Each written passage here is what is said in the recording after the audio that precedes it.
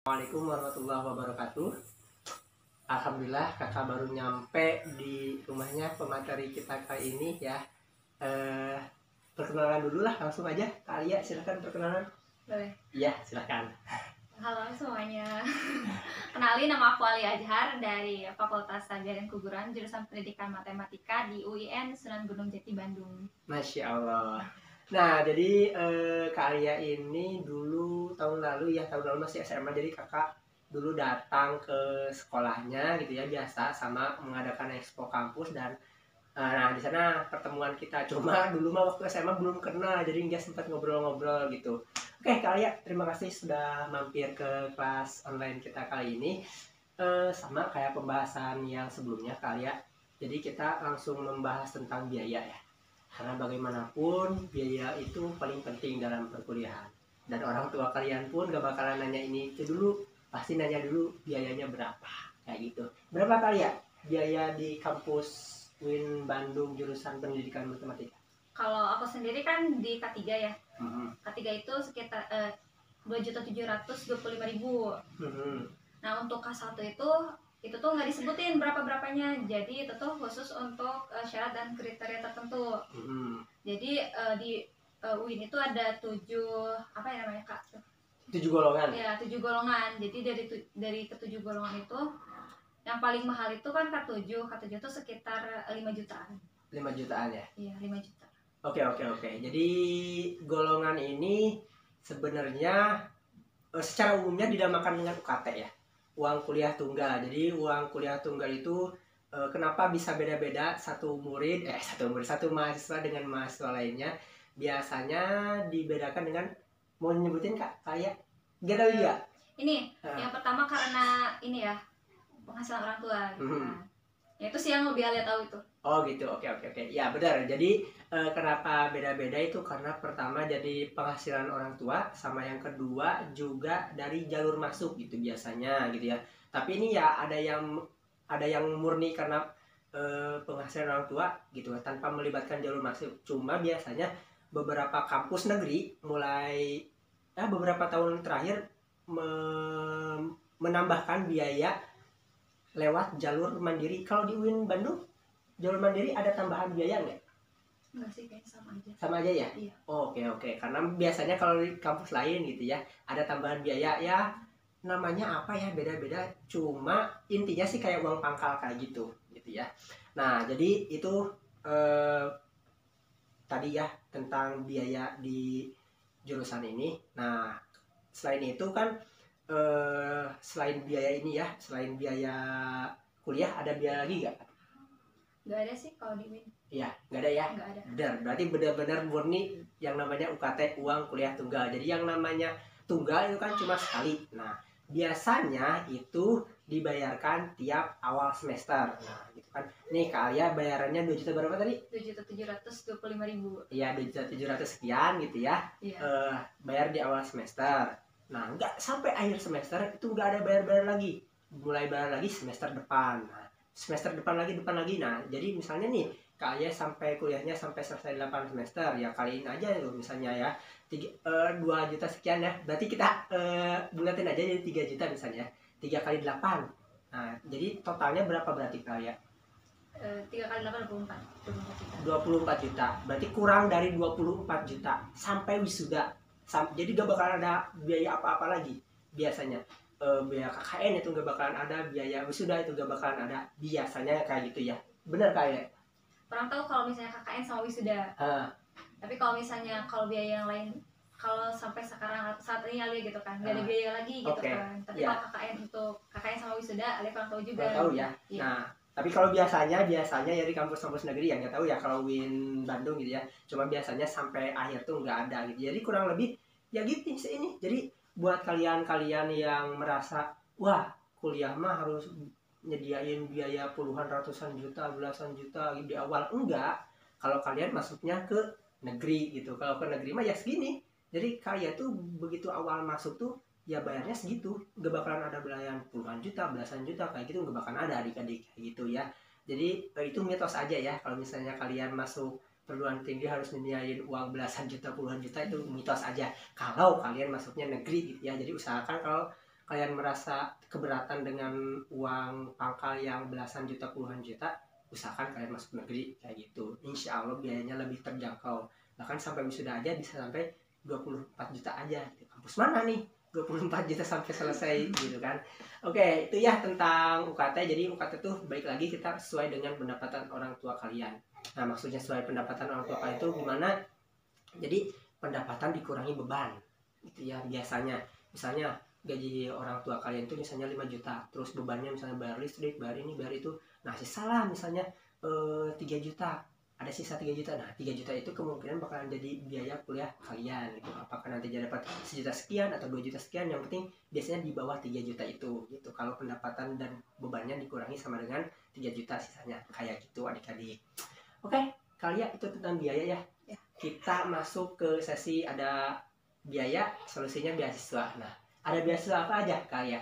Banyak sih di UIN, teman-teman ada juga ada yang ikutan gitu kan, kayak Kemenku, kemudian beasiswa unggulan, beasiswa Jabar Future Leaders, kemudian beasiswa Bank Indonesia. Terus masih banyak sih sebenarnya, tapi yang Alia tahu tuh segitu-gitu gitu. Oke. Itu beasiswa sebelum atau sesudah jadi mahasiswa? Ada jenisnya, kayak beasiswa Jabar itu tuh kita tuh yang semester awal yang bisa ikutan tuh yang full gitu. Jadi setiap beasiswa tuh kan beda-beda ya. Jadi kayak beasiswa Jabar yang Alia ini ya, yang Alia dapat gitu kan di beasiswa Jabar Future Leaders, itu tuh kan ada beberapa jenis. Ada yang buat ongoing, ada yang untuk mahasiswa baru. Nah, untuk mahasiswa baru khususnya itu tuh kita ngambilnya 4 tahun. Jadi full gitu, dari awal masuk sampai nanti lulus tuh dibiayain gitu. Nah, kalau misalnya ongoing itu tuh per tahun, jadi 1 tahun, tapi kita bisa ikutan lagi tahun depan, kayak gitu. Oh, gitu. Oke.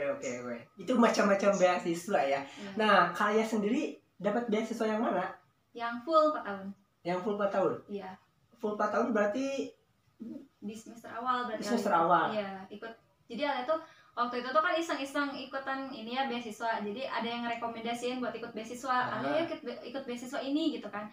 Ya udah, Ale coba aja lah gitu kan, daripada nggak nyoba sama sekali gitu. Ini yang Jabar Future Leader? Iya, yang Jabar Future Leader. Terus waktu itu tuh sebenarnya agak ragu juga mau ikutan gitu kan, karena emang nggak terlalu banyak punya pengalaman kayak menang lomba kayak gitu. Cuma ada 1 sih itu juga. Terus apa ya, kayak ya udahlah gitu kan, orang juga kan banyak yang fitter juga gitu. Jadi kayak ya udahlah, coba-coba aja gitu. Nah, waktu itu tuh udah dinyobain, terus waktu itu bentrok juga sama beasiswa unggulan. Nah, beasiswa unggulan juga ngadain yang sama. Jadi beasiswa unggulan tuh bedanya tuh kalau misalnya yang 4 tahun full sampai selesai, itu tuh beasiswa unggulan tuh dari semester 1 sampai semester 3 gitu kan. Itu baru apa ya, gimana ya, boleh ikut gitu kan. Kecuali kalau beasiswa Jabar Future Leaders itu cuma semester 1 aja gitu yang boleh ikutan yang full sampai akhir. Ya, jadinya kan pengen ikut juga kan yang BU, tapi kan nggak boleh bentrok sama ikutannya. Nah, waktu itu tuh apa namanya, di detik-detik terakhir buat daftar di BU tuh awalnya nggak bakal ikutan gitu kan. BU itu apa? Beasiswa unggulan. Beasiswa unggulan ya. Oke, terus awalnya nggak bakal ikutan gitu, tapi udah tanggung, udah nyiapin berkas gitu, ya udahlah submit aja gitu kan di 2 beasiswa gitu. Nah, waktu itu pembukaan lah yang beasiswa Jabar. Nah, alhamdulillah lulus gitu di beasiswa Jabar. Yang BU-nya karena Ale tuh karena gimana ya, ragu juga ikutan BU, terus kayak takut gitu kan, ikut kan harga boleh ya ikut 2 beasiswa itu. Daftar 2 beasiswa itu nggak boleh sebenarnya, tapi karena iseng-iseng berhadiah gitu kan. Ya udahlah, coba aja gitu kan. Nah, pas waktu daftar nggak terlalu maksimal gitu kan, kayak di esai yang kayak gitu itu nggak terlalu maksimal, jadinya nggak lolos. tahap 1 tuh udah nggak lolos gitu. Jadi kalian sekarang tuh JFL aja ya? Iya. Oh, oke. Jadi JFL itu fasilitasnya apa aja, Kak? Jadi kalau misalnya jadi diuangin, Kak. Jadi untuk 4 tahun full itu 50 juta dapatnya tuh. Nah, untuk di awal? Iya, di awal. Oh, oke ya. Jadi di awal tuh udah dapat cash kayak cash gitu kan. Tapi untuk pengambilannya mah per awal semester lah. Awal semester. Iya, jadi di awal, jadi di bulan Juni sama di bulan Januari. Kayak gitu. Kalau misalnya untuk ongoing kan 1 tahun 1 tahun ya. Itu 1 tahun itu 8 juta. Setahunnya 8 juta. Iya. 8 kali sama ya, 8 semester berarti ini ya? Atau bisa lebih dari 8 semester? karena setahun kan ya itu. Jadi 2 semester kan. Oh, semester. Jadi kalau pengen tahun depan lagi harus ngajuin lagi ya tadi. Iya, gitu. Tapi kalau karya mah udah full 4 tahunnya gitu ya. Kayak gitu. Itu berarti satu semesternya dari 50 juta tuh dibagi 8 semester. Dibagi 8 semester. Oh. Jadi satu semesternya tuh sekitar 6.250.000. Oh, jadi nggak bisa diambil semuanya sekaligus? Bisa. Oh iya. Oke. Iyalah. Kalau misalnya diambil sekaligus bisa-bisa habis bahaya semester. Makanya kaget. Oh iya, makanya ngerti kalau misalnya ini karena memang ya bukan ini apa-apa ya, karena memang sih bener kata kalian, takutnya nanti malah habis di awal semester kalau misalnya diambil semua. Kalau dicicil kayak gini bagus gitu ya, jadi benar-benar investasi gitu kan. Oke, berarti ini JFL sama aja kayak ini dong, hampir mirip atau sama kayak bidik misi? Kurang tahu juga sih kalau bidik misi kayak gimana, tapi kayaknya hampir sama kayak gitu. Tapi kan kalau misalnya beasiswa Jabar Future Leaders kan nggak usah pakai ini ya, nggak usah pakai IPK, nggak usah pakai itu gitu. Itu kayak ikut seleksi Jabar Future Leader kan, tadi fasilitasnya tuh selain uang 50 juta dibagi 8 semester sama biaya kuliah juga gratis ya. Jadi 50 juta itu tuh masuk ke biaya kuliah. Jadi setiap bulannya tuh setiap semesternya tuh kan misalnya 6 juta nih, sekitar 6 jutaan. Nah, 6 juta itu tuh dikurangi buat ini UKT. Jadi sisanya buat kita dipergunakan untuk kuliah. Oke, siap. Salam. Ya, mari Bu. Nah, siap. Udah itu kan tadi tentang beasiswa JFL. Nah, ini seleksinya kayak gimana kalian? Jadi kalau untuk JFLS ini sendiri cuma ada satu tahap. Jadi cuma satu tahap berkas aja gitu. Kayak gitu. Iya, jadi kalau misalnya beasiswa unggulan itu ada 2 tahap. Yang pertama ada tahap pemberkasan, yang kedua itu ada tahap wawancara. Kayak gitu. Jadi Jabar mah cuma setahap aja, udah selesai. Mantap ya. Banget gitu. Iya, kalau dulu waktu JFL tuh waktu saya masih mahasiswa juga ada gitu JFL, cuma itu emang JFL yang saya ketahui itu jadi ajudannya Pak Ridwan Kamil, ya, jadi Pak Ridwan Kamil gitu ya, Pak Kamil gitu. Oke. Siap. Nah, itu dikira tuh ternyata ada juga ya buat anak kuliahan gitu. Dikira mah jadi ajudannya aja kayak gitu. Oke, siap.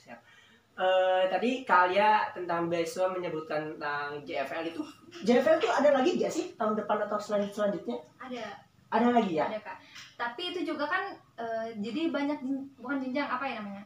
Jenis. Ada untuk tahfiz, ada juga untuk yang non akademik itu kayak aktivis, ada juga, dan satu lagi tuh olahraga, nggak tahu tak sekarang. Olahraga juga JFL, masih JFL ya? Iya, masih. Oke.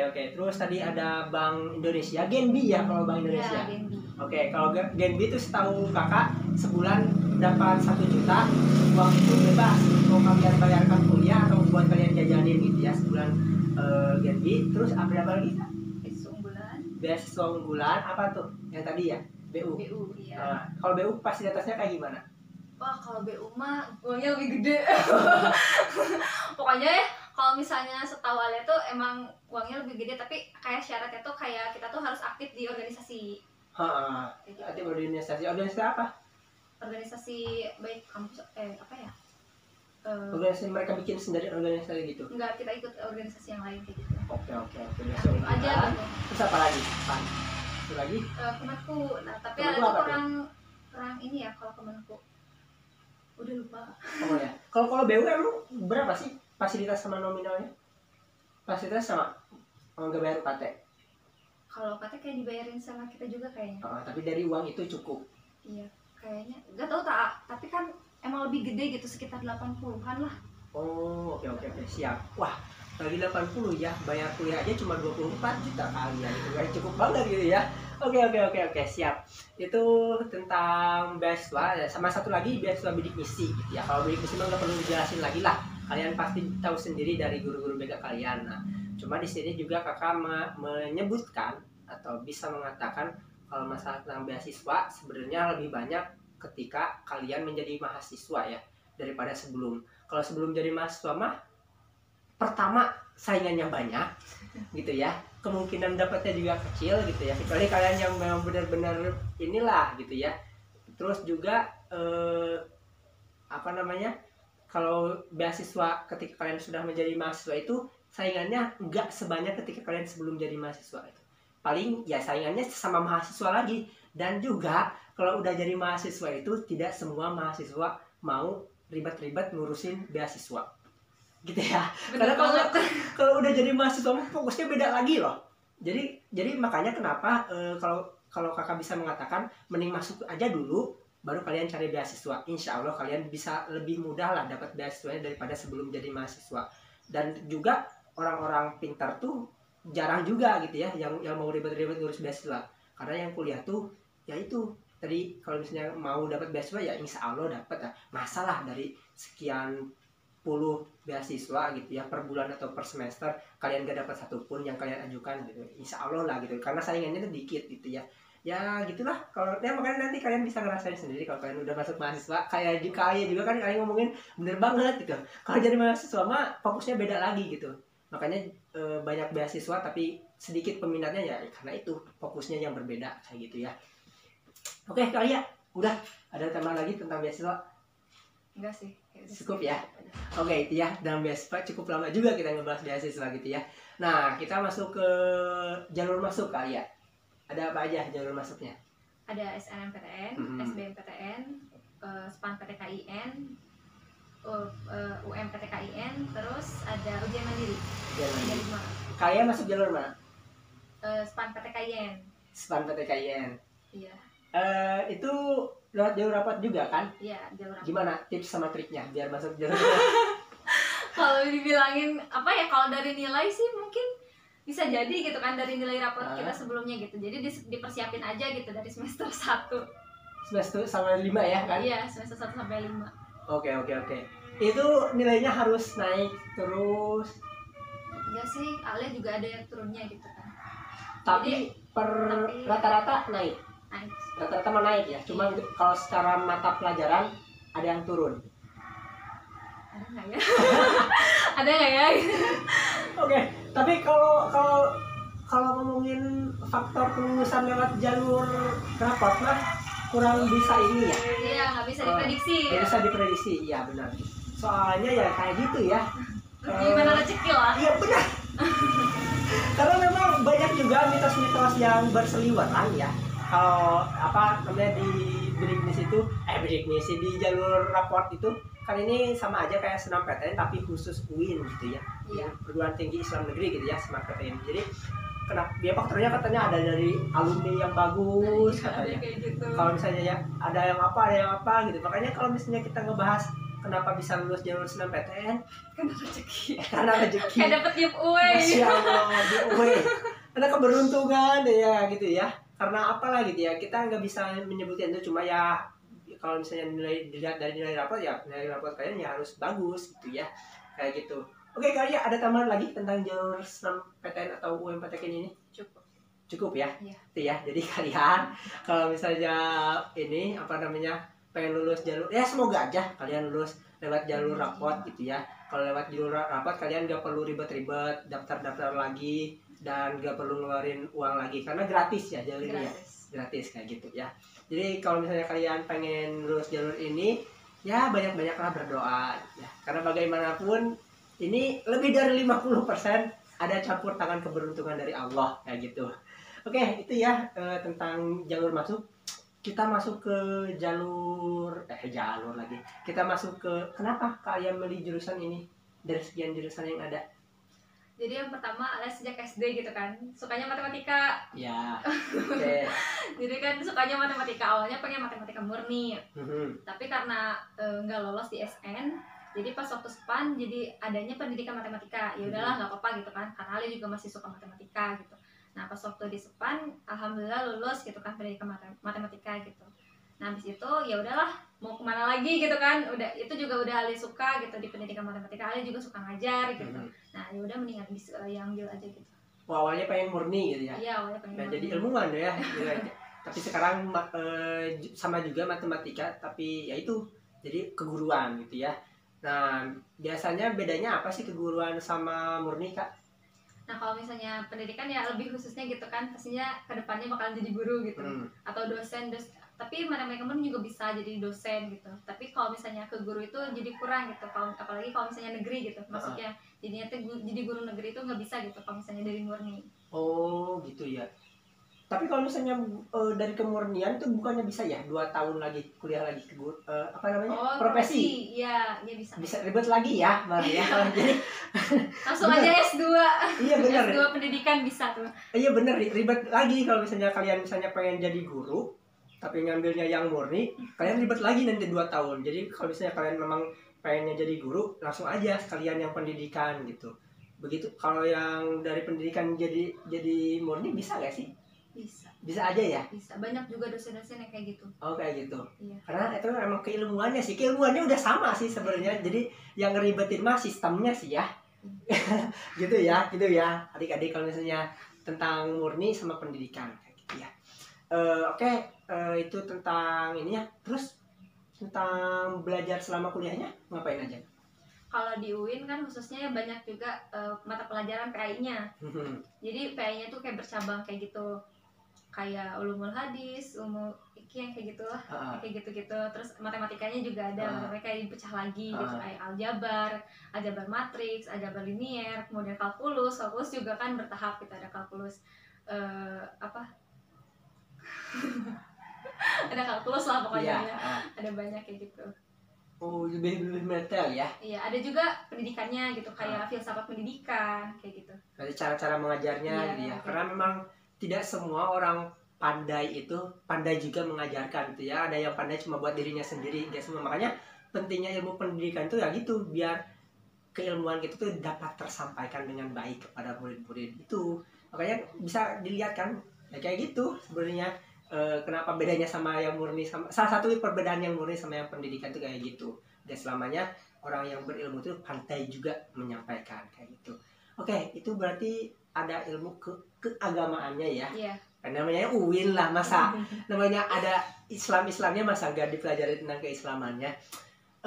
Itu ya tentang jurusan ini. Terus tentang yang dipertanyakan sama orang tua. Nah, selain dari biaya, terus di akhir juga orang tua pasti nanya gitu kan. Terus kalau misalnya kamu ngambil jurusan ini, mau ngapain nih ke depannya nih? Rencana karirnya kayak gimana kalian gitu. Kalau misalnya di pendidikan matematika kan ya khususnya, pastinya juga kan ke depannya jadi guru gitu kan. Iya, namanya pendidik. Kalau misalnya nggak jadi guru gitu kan, paling ngeles kayak gitu. Iya. Bikin jadi bimbel gitu. Iya. Benar sih kalau Alia sendiri gitu kan. Tapi banyak juga yang pendidikan matematika misalnya lulusannya tapi nggak di jalur itu gitu. Iya benar. Yang penting punya skill lah kayak gitu. Masya Allah. Iya benar gitu. Bahkan kalau di zaman sekarang ya, zaman milenial kayak gini, kuliahnya apa, jurusannya apa, terus nanti kerjanya malah apa gitu ya. Iya, jadi gitu. Beda gitu ya. Jadi memang di zaman milenial tuh jurusan kuliah tuh tidak menjamin kalian bakalan jadi apa. Tapi kalau misalnya kalian menjalani kuliahnya dengan baik ya, insya Allah keberkahan ilmu tuh ada aja gitu. Kita gak perlu ngomongin jauh-jauh lah ya. Pasti di sekolah manapun gitu ya, masih banyak guru-guru yang dulunya kuliah apa tapi ngajarnya apa. Nah, kayak kan. Nah, apakah itu salah? Tentu tidak gitu ya. Ya itu namanya keberkahan ilmu kayak gitu ya. Jadi kalau misalnya kalian memang menjalani kuliah dengan baik gitu ya, meskipun tidak sesuai dengan jurusan kalian, kalau misalnya ilmu kalian berkah dapat diamalkan di lain hal gitu kan, insya Allah yang namanya rezeki mah tidak bakalan tertukar kayak gitu, meskipun tidak sesuai dengan jalur kalian. Ya zaman sekarang mah apa sih yang sejalur ya sekarang ya kayak gitu kan adik-adik. Nah jadi benar kata Kalia, kalau masa depan mah ya nggak ada yang tahu gitu. Siapa tahu ini Kalia sekarang ngambil jurusan ini kedepannya malah jadi apa kan nggak tahu juga gitu ya. Tapi kalau misalnya kalian menjalani kuliahnya dengan baik ya gampang lah, yang namanya rezeki insya Allah diberkahi sama Allah ya. Amin. Oke Kak Alia, kita masuk ke sesi bebas saja. Apa yang mau Kak Alia sampaikan kepada adik-adik? Silahkan. Jadi kayak gini teman-teman, kalau misalnya adik-adik ya. Iya boleh, silakan adik-adik buat teman-teman silakan. Kalau misalnya jalan aja hidup mah gitu kan. Kalau kedepannya kalau misalnya kita nggak sesuai dengan ekspektasi kita gitu kan, Allah punya rencana yang lain kayak gitu. Jadi Allah tuh emang benar-benar maha apa ya, skenario terbaik lah gitu, apa namanya, sutradara terbaik gitu kan. Kalau misalnya kita nggak sesuai nih hidup ini tuh, nggak sesuai dengan jalur yang kita pengen gitu kan, Allah tuh punya rencana lain di balik itu gitu. Ada juga hadiah-hadiah yang Allah berikan kepada kita yang gak bakalan kita sangka-sangka kayak gitu kan. Masya Allah, iya kayak kaya juga kan, kaya yang mengusahanya apa jadinya di sini gitu kan, kayak gitu. Oke. Ada lagi kalian? Cukup. Ya, jadi kalian ya tetap berusaha dengan yang kalian inginkan, gitu ya. Tapi kalau misalnya memang usaha kalian itu memang Allah berikan jalur yang lain, jalan yang lain, jalani aja gitu ya. Kayak kalian ini juga alhamdulillah kan awalnya pengen kemana malahnya jadinya di UIN dengan jurusan yang tadinya pengennya murni, malah ini tapi kan Allah memberikan jalur lain lewat jalur JFL gitu kan, beasiswa Jakarta Future Leader. Siapa tahu kalau misalnya Kak Aya pengennya ke jalur ke jurusan yang lain, kampus lain, malah nggak dapat beasiswa JFL gitu kan. Salah satu keberkahannya kan yang tadi kita sampaikan gitu ya. Itulah kayak gitu, apa yang Allah rencanakan dengan apa yang Kak Aya rencanakan berbeda, tapi hasilnya jalan yang Allah pilih itu malah lebih baik dari yang Kak Aya rencanakan kayak gitu. Alhamdulillah. Oke Kak Aya sudah ya, cukup. Oke gitu ya adik-adik, alhamdulillah kelas online kita kali ini sudah sampai di titik akhir. Buat kalian yang pengen tahu jurusan lain, kampus lain, silahkan komentar, nanti kakak carikan pematerinya, atau kalian pengen siapa pematerinya nanti kakak juga carikan. Cukup sekian. Kak Aya ada lagi? Cukup. Oke. Terima kasih kepada Kak Aya sudah mampir di kelas online kita. Sampai jumpa lagi adik-adik. Assalamualaikum warahmatullahi wabarakatuh.